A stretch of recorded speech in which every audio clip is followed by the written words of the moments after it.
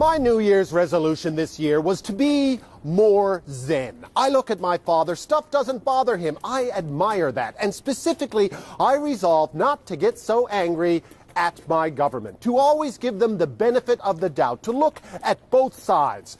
Total failure, might as well have resolved to grow a third arm. My problem was, and I see this now, if I wanted to remain zen, I should have resolved to avoid the news altogether, because in this country, that's all it takes. 5 minutes of any newscast is enough to send any rational Canadian into such an intense rage spiral you gotta hold onto your ears to stop your head from popping off.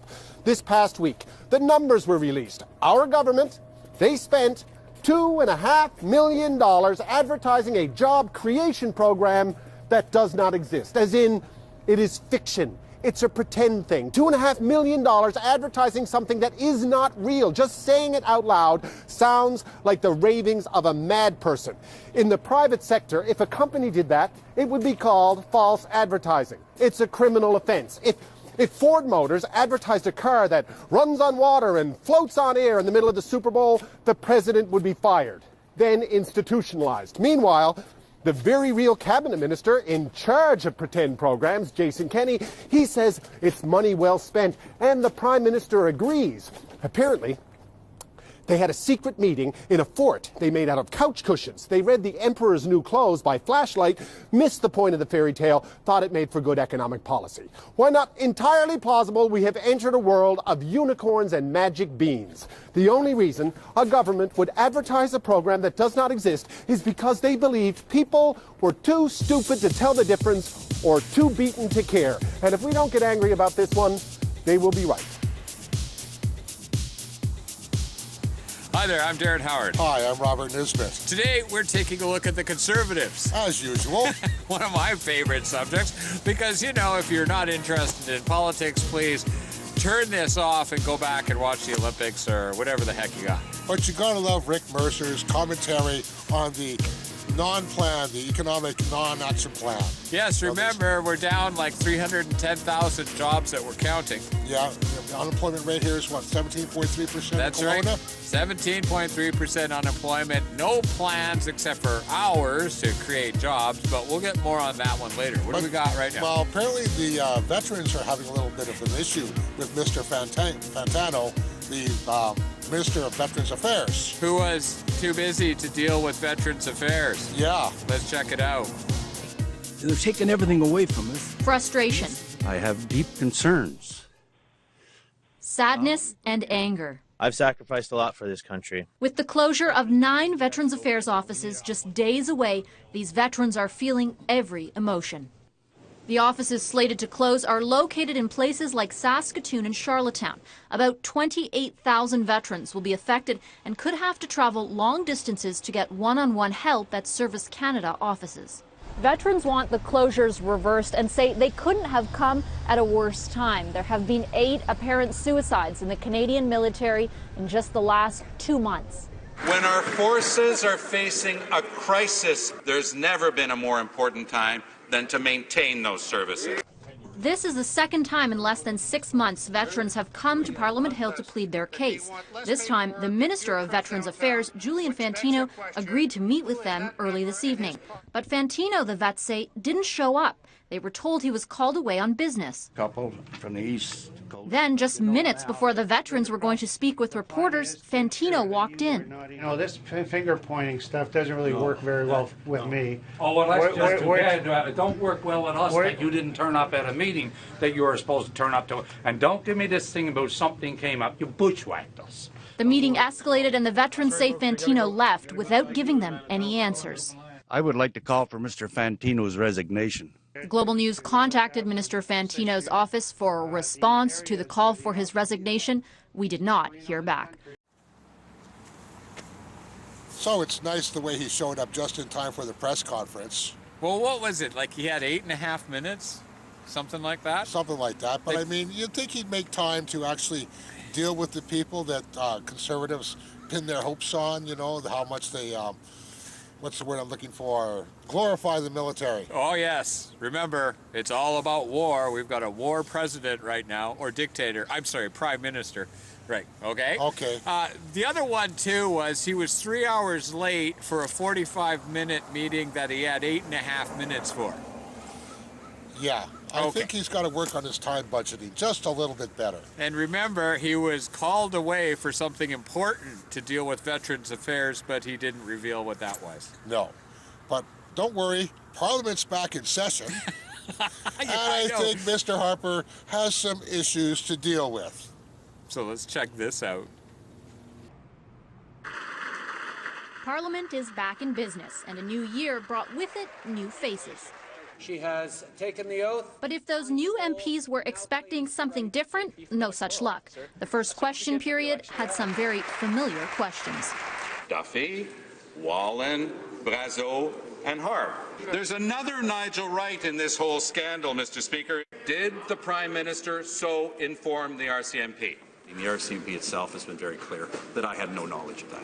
Amid the back and forth, there was some news. After meeting with private sector economists, Finance Minister Jim Flaherty announced the budget date. On Tuesday, February 11th, 2014, at 4 p.m. To the ire of some, Canadians will be rightly focused on how our athletes are doing and how Canada's facing on the world stage, and hopefully, according to this government, won't be paying attention to the mediocre budget. When it comes to the budget, Flaherty says the government is still on track to post a surplus in time for the 2015 election. We said that we would balance in the medium term, and we will balance in the medium term, but we're going to be cautious in the meantime. What that caution means? What might we see? Not much was revealed. It's clear the lines are drawn. The Conservatives will spend the session focusing on the economy and the budget, while the opposition will continue to point to the Senate scandal to try and knock the government off its feet. The agenda for everyone, re-election in 2015. So, Stephen, you still have to deal with the Senate scandal. Yep. You may have to deal with the people, senators getting pensions even though they may be fired. Why don't we criminally convict them? That way we won't have to pay them their pension. But that would make sense. I mean, we threw Harper in jail for treason against the country. Well, isn't he Israel's ambassador to Canada? But there's honesty, and then there's honesty. Yeah. But then there's another conservative troll who we love to bash. Name of Mr. Kevin O'Leary, who's supposed to be a financial expert. Yeah. Now, the Oxfam report came out saying that 85 people have more wealth than 3.5 billion people. And he had, well, this reaction to it. This, according to Oxfam, of the world's 85 richest people, is equal to the 3.5 billion poorest people. It's fantastic. And this is a great thing because it inspires everybody, gets the motivation to look up to the 1% and say, I want to become one of those people. I'm going to fight hard to get up to the top. This is fantastic news, and of course I applaud it. What can be wrong with this? Really? Yes, really. Yes, in case you're wondering what the 1% actually thinks of the fact that only 85 individuals own the same amount of wealth as the poorest 3.5 billion people on the planet, folks, give it up for Mr. Kevin O'Leary, evidently one of the most callous a-holes on television today. Oh, and by the way, that new Oxfam report that O'Leary thinks is so amazing is actually the latest devastating statistics on the ever-growing wealth gap between the rich and the poor. The study reveals some disturbing facts, including how just 85 people control $110 trillion, and that half of the world's wealth is owned by just 1% of the population. Furthermore, the U.S. has the fastest widening wealth gap of all between the rich and the poor in the entire developed world. And while fat cat 1%er O'Leary thinks this is all great news, Oxfam's most harrowing analysis is that global inequality is threatening both the social stability and the security of the entire planet. But according to O'Leary, nothing is more empowering than poverty. And this study is somehow going to motivate the 3.5 billion poorest people to become the next Bill Gates. What he doesn't seem to get is that this unsustainable model of crony capitalism is designed to keep the wealth gap growing. Here's the bottom line. There's 3.5 billion people that are starting to get real pissed off at the fact that they're being effed over by the system. So, while 1%ers like O'Leary sit on their high thrones celebrating the abysmal state of the world, what they should be really doing is cowering under them. So he's like my favorite guy. Well, he just kind of shows what the attitude of the 1% is. You know, anybody can get rich as long as you work hard and, you know, have a good heart. You know, if that was true, if work hard and having faith actually worked, there'd be more African women as billionaires than we've ever seen in history. So that's the great lie. However, that's why we're here, to kind of point out a little bit of reality. Yeah. Now, even though Kevin works for CBC, allegedly. Yes. At least they've been a little rough on the Harper regime, because a report came out from our friend Mr. Snowden that CBC exposed about the extent of CSEC spying on Canadians. So if you're not up to steam on this, hang around, because check this out. For 2 weeks, thousands of ordinary Canadian airline travelers had no idea they were being tracked by their own government. Their only mistake, using the free Wi-Fi at a major Canadian airport. They had no way of knowing their smartphones and other devices were being turned into personal tracking beacons. Beacons used by CSEC to track their every move, even after they left the airport. For days, everywhere they went in cities across Canada and even into the United States. Hotels, cafes, libraries, restaurants, other airports. Every time their wireless devices passed through a Wi-Fi hotspot, CSEC knew. The 27-page document from 2012 shows CSEC was testing powerful new computer surveillance software. It's not clear how CSEC got that information on airport Wi-Fi users. Somehow it also got inside other Wi-Fi networks used to track the travelers' devices across the country. It called the result game-changing. The privacy watchdog calls it just plain wrong. They're not supposed to be tracking the activities of law-abiding citizens of Canada. CSEC's own chief agrees. CSEC, under its legislation, cannot target Canadians anywhere in the world or anyone in Canada, including visitors to Canada. That has some experts wondering what authority CSEC had to track travelers leaving a Canadian airport.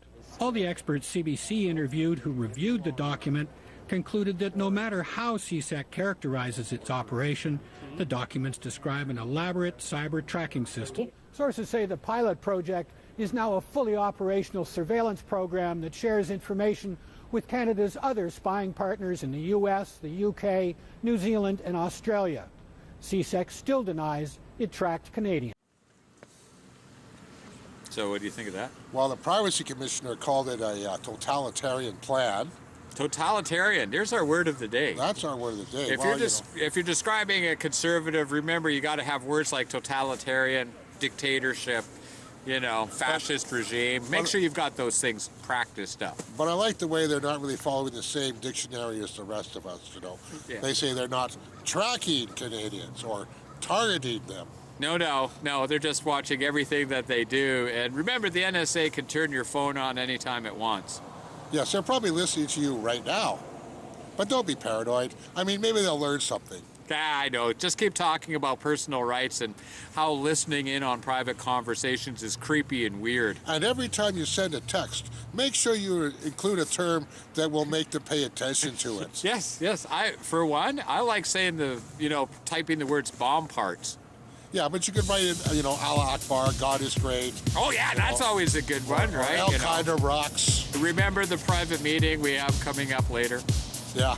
Okay. All that kind of stuff. It should make the intelligence services sit up and pay attention and maybe overload their computers. So, while we're plotting the overthrow of the NSA, and, remember to say plot, too. That's a really good one. Oh, yeah, we got segments coming up. That's a buzzword. Yeah. We got segments coming up. We'll be talking about people that are stepping out to make real change, protests and pushbacks. And, of course, we do have a segment on complete bovine excrement. Yes, and if you're wondering why we're dressed like this, it's currently minus 13 degrees in downtown Kelowna. Yes, it's bright and sunny, but holy smokes. So, I continue to be your frozen Darren Howard. And I continue to be slightly chiller Robert Nisbet. And you're tuned in to Video Radio with Radio Free Canada. Hang on, we're talking about what mainstream doesn't want us talking about.